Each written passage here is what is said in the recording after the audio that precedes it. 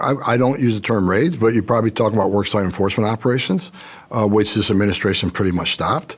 Workplace enforcement, that's a roundup. And that's going to be necessary. Can you just limit it to criminals and national security threat, though? If I'm in charge of this, my priorities are public safety threats and national security threats first. First implies others follow, though, right? Absolutely. So game that out for me. What's the scenario? It's not okay to enter a country illegally, which is a crime. That's what drives illegal immigration. When there's no consequences, the Biden-Harris administration has proven this. You can get to the border, turn yourselves in, get released within 24 hours. So you are carrying out a targeted enforcement operation. Grandma's in the house. She's undocumented. She get arrested too? It depends. Which? Let the judge decide. Is there a way to carry out mass deportation without separating families? Of course there is. Families can be deported together.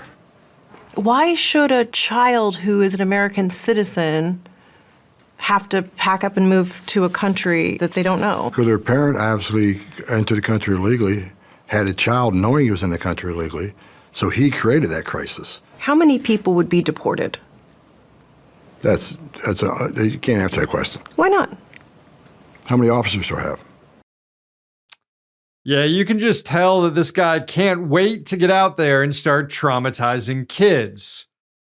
Homan is clearly not that bright, but whatever he's lacking in intelligence, he makes up for in his commitment to the cause. A dangerous combination for someone assigned to oversee widespread human rights abuses. One way to facilitate the removal of entire families, as Homan recommended, is through ending birthright citizenship, something Trump promised he would do by executive order on day one of his presidency, assuming the power to unilaterally amend the Constitution. You might say that he can't get away with that, but just wait until it's validated by the right-wing judiciary. Stephen Miller will also reportedly be named as the Deputy Chief of Staff for Policy in the White House. And that weird little fascist is also totally on board with mass deportation. Here he was laying out the blueprints for it earlier this year. So you grab illegal immigrants and then you move them to the staging grounds, and that's where the planes are waiting for federal law enforcement to then move those illegals home. You deputize the National Guard to carry out immigration enforcement. Miller is a white nationalist who, when he feels like he's in secure company, will drop the pretenses that mass deportations have anything to do with enforcing the law or getting rid of criminals, and he'll just admit that this is all about preserving a white majority in the US for years to come. This is about demographics. Back to Homan, though. It has not been defined yet what falls under his portfolio as borders are, but we can only hope it's limited just to the mass deportations domestically and not to anything across the border, because here was Homan in that same RNC speech from a few months ago. I got another message to the criminal cartels in Mexico. You smuggled enough fentanyl across this country to kill 148,000 young Americans.